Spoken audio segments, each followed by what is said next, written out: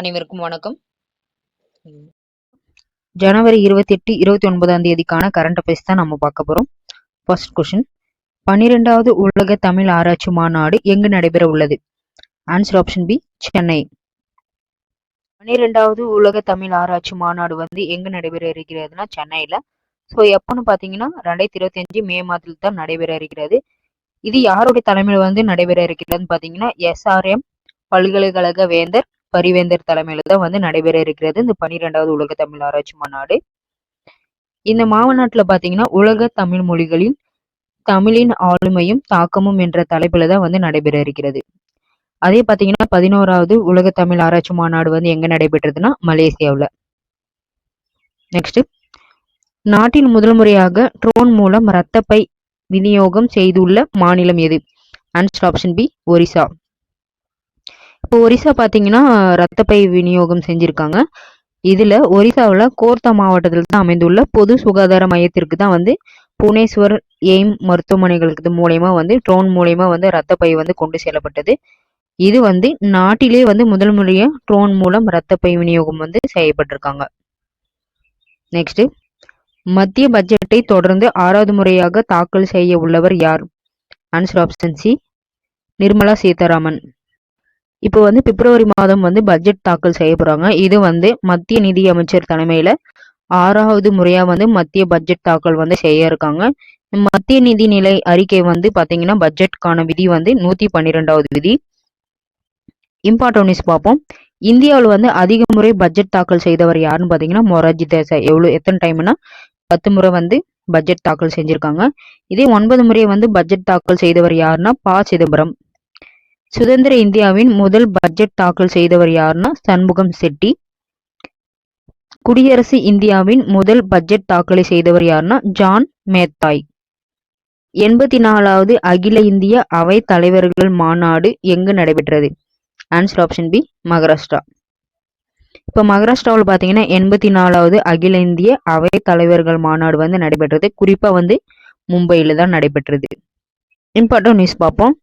மக்களவை சபாநாயகர்களுக்கான விதி என்னன்னு பாத்தீங்கன்னா 93வது விதி. மாநில சட்டமன்ற சபாநாயகர்களுக்கான விதி வந்து 178வது விதி. நெக்ஸ்ட், இந்திய ராணுவத்தின் முதல் பெண் சுபேதாராக நியமனம் செய்யப்பட்டுள்ளவர் யார்? Answer option A, Preethi Razak. இப்போ பிரித்தி ரஜாக் பாத்தீங்கன்னா இந்திய ராணுவத்தின் முதல் பெண் சுபேதாராக வந்து பிரித்தி ராஜாக் வந்து நியமனம் செய்யப்பட்டிருக்காங்க. சமீபத்தில் நடந்த இம்பார்ட்டன்ட் நியூஸ் பார்ப்போம். இந்திய ராணுவ மேஜர் ஜெனரலாக பதவி உயர்வு பெற்ற தமிழ் முதல் பெண் யார்? இக்னோசியஸ் டெலாஸ் புளோரா. அதே உலகின் மிக உயரமான போர் பகுதியாக கருதப்படும் ஷியாச்சின் மலை பகுதியில் வந்து கேப்டன் பாத்திமா வாசிம் என்னும் வீரங்கனை வந்து முதல் பெண் மருத்துவ அதிகாரியை வந்து நியமனம் செஞ்சிருக்காங்க. நெக்ஸ்ட், இந்திய உச்ச நீதிமன்றத்தின் 75வது ஆண்டு விழா எப்போது கொண்டாடப்பட்டது? ஆன்சர் ஆப்ஷன் பி, ஜனவரி 28. ஜனவரி 28 பாத்தீங்கன்னா இந்திய உச்ச நீதிமன்றத்தின் வந்து 75வது ஆண்டு விழா வந்து கொண்டாடப்பட்டது. ஸோ இது எப்போ ஸ்டார்ட் பண்ணாங்கன்னா 1950 ஜனவரி 28 தான் ஸ்டார்ட் பண்ணாங்க. இது ஆண்டுதோறும் பாத்தீங்கன்னா ஜனவரி 28ஆம் தேதி இந்திய உச்ச நீதிமன்றம் தினம் வந்து கொண்டாடப்பட்டு வருகிறது. நெக்ஸ்ட், இந்திய ராணுவம் இந்திய செல்பி பாயிண்டை எங்கு தொடங்கியுள்ளது? Answer option D, Jammu and Kashmir. இப்போ ஜம்மு அண்ட் காஷ்மீர்ல பாத்தீங்கன்னா இந்திய ராணுவமானது செல்பி பாயிண்டை வந்து ஜம்மு அண்ட் காஷ்மீர்ல வந்து தொடங்கியிருக்காங்க. நெக்ஸ்ட், தற்போது பீகார் மாநிலத்தின் முதல்வராக பதவியேற்றுள்ளவர் யார்?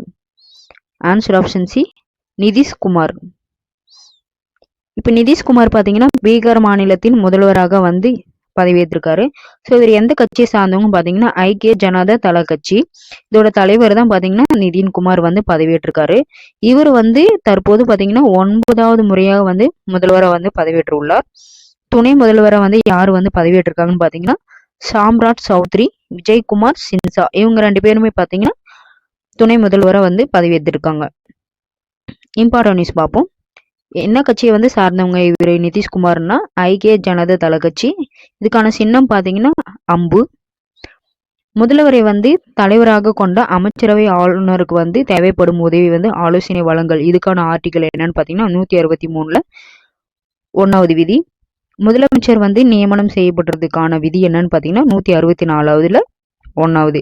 இது வந்து பார்த்தீங்கன்னா முதலமைச்சர், அமைச்சரவை இதுக்கான நியமனம் விதி தான் வந்து 164(1). 2 பேருமே காமன் தான். நெக்ஸ்ட், சமீபத்தில் முதல்வரை வந்து யார் யார் பதவியேற்றிருக்காங்கன்னு பார்க்கலாம். தெலுங்கானா சிஎம்மா வந்து ரேவந்த் ரெட்டி பதவியேற்றிருக்காரு. மிசோரமோட சிஎம் வந்து லால்டுவோமா. ராஜஸ்தானோட சிஎம் வந்து பஜன்லால் சர்மா. மத்திய பிரதேசோட சிஎம் வந்து மோகன் யாதவ். சத்தீஸ்கரோட சிஎம் வந்து விஷ்ணுதேவ் சாய். இது ரொம்ப ரொம்ப இம்பார்ட்டன்ட், நோட் பண்ணிக்கோங்க. இப்போ வந்து குரூப் 4க்கும் குரூப் 2, குரூப் 1 இதுக்கெல்லாம் வந்து மேட்ச் த ஃபாலோவிங் வந்து கேட்கலாம். தற்போது எகிப்தில் நடைபெற்ற உலக கோப்பை துப்பாக்கிச் சுடுதல் போட்டியில் வந்து தங்கம் வென்றவர் யார்? Answer option A, Divyan Singh. உலக கோப்பை துப்பாக்கிச் சுடுதல் போட்டி வந்து எங்க நடைபெற்றது அப்படின்னா எகிப்தில் நடைபெற்றது. இதுல வந்து திவ்யன் சிங் வந்து ஆடவர் பிரிவில் வந்து 10 மீட்டர் ஏர் ரைபிள் வந்து திவ்யன் சிங் வந்து தங்கம் வென்றுள்ளார் அப்படி சொல்லியிருக்காங்க. நெக்ஸ்ட், கிராண்ட் ஸ்லாம் பட்டத்தை வென்ற வயதான வீரர் என்ற பெருமையை பெற்றவர் யார்? Answer option B, Rohan Bopanna. ஆஸ்திரேலிய ஓபன் டென்னிஸ் போட்டி வந்து எங்க நடைபெற்றதுன்னா மெல்போர்ன் பிளேஸில் தான் நடைபெற்றது. ஸோ ஆடவர் ஒற்றை பிரிவில் பார்த்தீங்கன்னா இத்தாலியின் ஜானிக் சின்னர் அப்படின்றவங்க வந்து சாம்பியன் பட்டத்தை வந்து வென்றிருக்காங்க. இவர் வந்து பார்த்தீங்கன்னா தனது முதலாவது கிராண்ட் ஸ்லாம் பட்டத்தை வந்து கைப்பற்றி உள்ளார் அப்படி சொல்லி தெரிவிச்சிருக்காங்க. அதே ஆடவர் இரட்டை நபர் பிரிவில் வந்து இந்தியாவின் ரோகன் போபண்ணா, ஆஸ்திரேலியாவின் மேத்யூ எப்டன் வந்து சாம்பியன் பட்டத்தை வந்து வென்றிருக்காங்க. ஸோ அது மட்டும் இல்லாமல் ரோகன் போபண்ணா பார்த்தீங்கன்னா 43 வயது இவருக்கு. இவர் வந்து கிராண்ட் ஸ்லாம் பட்டத்தை வென்ற வயதான வீரர் என்ற பெருமையும், அதே இரட்டை நபர்ல வந்து தரவரிசையில் வந்து முதலிடம் பிடித்த வயதான வீரர் என்ற பெருமையை வந்து படைத்திருக்காருன்னு தெரிவிச்சிருக்காங்க. இந்த ரோகன் போபண்ணாவுக்கு பார்த்தீங்கன்னா 2வது கிராண்ட் ஸ்லாம் பட்டம் இது அப்படி சொல்லிட்டு தெரிவிச்சிருக்காங்க. ஸோ இது ரொம்ப ரொம்ப இம்பார்ட்டன்ட், நோட் பண்ணிக்கோங்க. மகளிர் ஒற்றையர் பிரிவில் பெலராஸின் அரியானா சபலென்கா சாம்பியன் பட்டத்தை வென்ற தனது 2வது கிராண்ட் ஸ்லாம் பட்டத்தை வந்து கைப்பற்றி உள்ளார். நெக்ஸ்ட், கேலோ இந்தியா ஆடவர்ல வாலிபால் போட்டியில தங்கம் வென்றுள்ள அணி எது? Answer option A, Tamil Nadu. Khelo இந்தியாவில் பார்த்தீங்கன்னா போட்டி வந்து நடைபெற இருக்கிறது. இது எங்க நடைபெற இருக்குதுன்னா தமிழ்நாட்டில் தான் நடைபெற்றிருக்குது. இப்போ ஆடவர் வாலிபால் போட்டியில் வந்து தமிழ்நாடு வந்து தங்கம் வென்று சாம்பியன் பட்டத்தை வந்து கைப்பற்றிருக்கு. ஸோ அது மட்டும் இல்லாமல் மகளிர் வாலிபால் போட்டியில் வந்து தமிழ்நாடு வந்து வெண்கலம் வென்றிருக்காங்க. ஆடவர் சைக்கிளிங் ரோட் ரேஸ் போட்டியில் வந்து கிஷோர் வந்து தங்கம் வென்றிருக்காங்க. மகளிர் வந்து 100 மீட்டர்ஸ் வந்து பேக்கெட்ஸ் ரோப் நீச்சல் போட்டியில் வந்து திசான்றவங்க வந்து சிவகுமார் இவங்க பார்த்தீங்கன்னா தங்கம் வென்றிருக்காங்க. நெக்ஸ்ட், மகளிர்களுக்கான ஹாக்கி பைப்ஸ் உலக கோப்பை போட்டியில இந்திய அணி பிடித்துள்ள இடம் எது? ஆன்சர் ஆப்ஷன் சி, 2ஆம் இடம். இப்ப ஹாக்கி பைப்ஸ் உலக கோப்பை போட்டியில பாத்தீங்கன்னா மகளிர்களுக்கான இப்போட்டியில் வந்து நெதர்லாந்து அணி வந்து சாம்பியன் பட்டத்தை வென்றிருக்காங்க. இவங்க வந்து முதலிடம் பிடித்திருக்காங்க. இந்திய அணி பாத்தீங்கன்னா 2ஆம் இடத்தை வந்து பிடித்துள்ளது. உலக தொழுநோய் தினம் அனுசரிக்கப்படும் தினம் எது? ஆன்சர் ஆப்ஷன் பி, ஜனவரி 28. ஜனவரி 28 ஒவ்வொரு ஆண்டும் பாத்தீங்கன்னா உலக தொழுநோய் தினம் வந்து கொண்டாடப்பட்டு வருகிறது.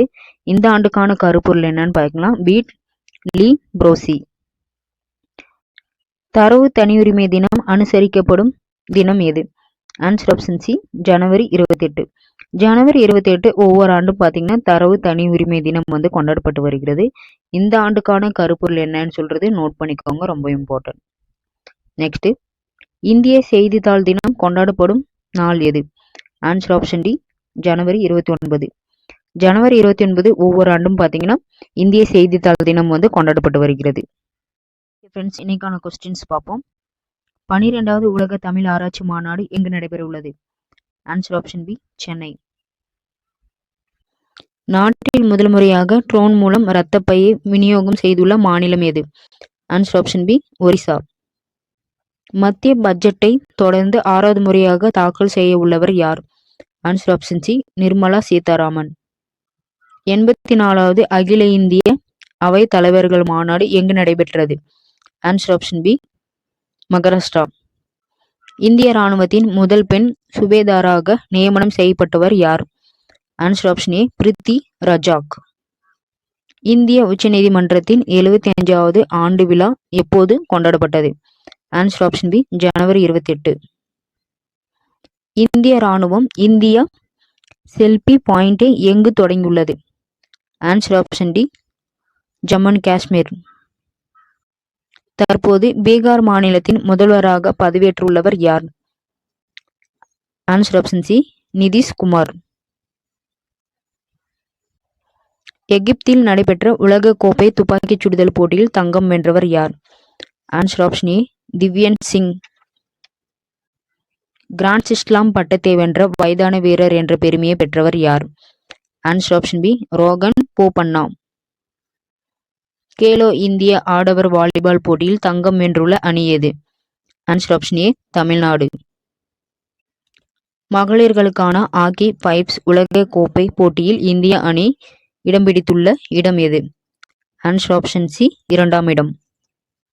உலக தொழுநோய் தினம் அனுசரிக்கப்படும் தினம் எது? ஆன்சர் ஆப்ஷன் பி, ஜனவரி 28. தரவு தனியுரிமை தினம் அனுசரிக்கப்படும் தினம் எது?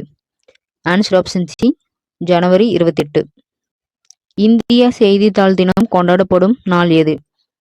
ஆன்சர் ஆப்ஷன் டி, ஜனவரி 29. ஓகே ஃப்ரெண்ட்ஸ், இந்த வீடியோ உங்களுக்கு பிடிச்சிருந்தா லைக் பண்ணுங்க, ஷேர் பண்ணுங்க, கமெண்ட் பண்ணுங்க, மறக்காம சப்ஸ்கிரைப் பண்ணுங்க. அடுத்த வீடியோவில் சந்திக்கலாம். நன்றி, வணக்கம்.